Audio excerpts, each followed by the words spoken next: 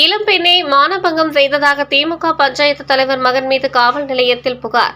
இளம்பெண் மற்றும் அவரது 70 வயது தந்தை மருத்துவமனையில் சிகிச்சை. காஞ்சிபுரம் மாவட்டம் உத்திரமேரூர் அடுத்துள்ள ஆலஞ்சேரி கிராமத்தை சேர்ந்தவர் சரிதா, வயது 35.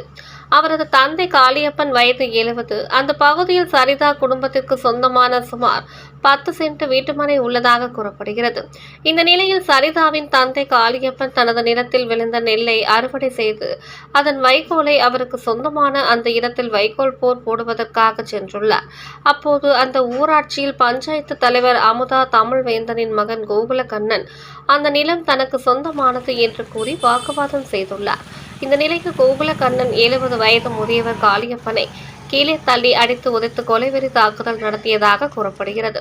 அதை பார்த்து பதறிப்போன சரிதா தனது தந்தையை காப்பாற்ற சென்றுள்ளார். அப்போது கோகுலக்கண்ணன் சரிதாவை கட்டிப்பிடித்து அவர் அணிந்திருந்த நைட்டியை கிழித்து மானபங்கம் செய்ததாகவும் அடித்து உதைத்ததாகவும் கூறப்படுகிறது. இதில் சரிதாவும் அவரது தந்தை காளியப்பனும் நிலை குலைந்து மயங்கி கீழே விழுந்ததாக கூறப்படுகிறது. இதனை அடுத்து அக்கம் பக்கத்தில் இருந்தவர்கள் அவர்கள் இருவரையும் மீட்டு 108 ஆம்புலன்ஸ் மூலம் உத்திரமேரூர் அரசு மருத்துவமனைக்கு அனுப்பி வைத்தனர். அங்கு அவர்கள் இருவரையும் பரிசோதித்த மருத்துவர்கள் மேல் சிகிச்சைக்காக செங்கல்பட்டு அரசு மருத்துவமனைக்கு அனுப்பி வைத்துள்ளனர். அவர்களுக்கு அங்கு தீவிர சிகிச்சை அளிக்கப்பட்டு வருகிறது. மேலும் இந்த சம்பவம் குறித்து சரிதாவின் கணவர் சிலம்பரசன் உத்திரமேரூர் காவல் நிலையத்தில் கொடுத்த புகாரின் அடிப்படையில் போலீசார் வழக்கு பதிவு செய்து விசாரணை மேற்கொண்டு வருகின்றனர்.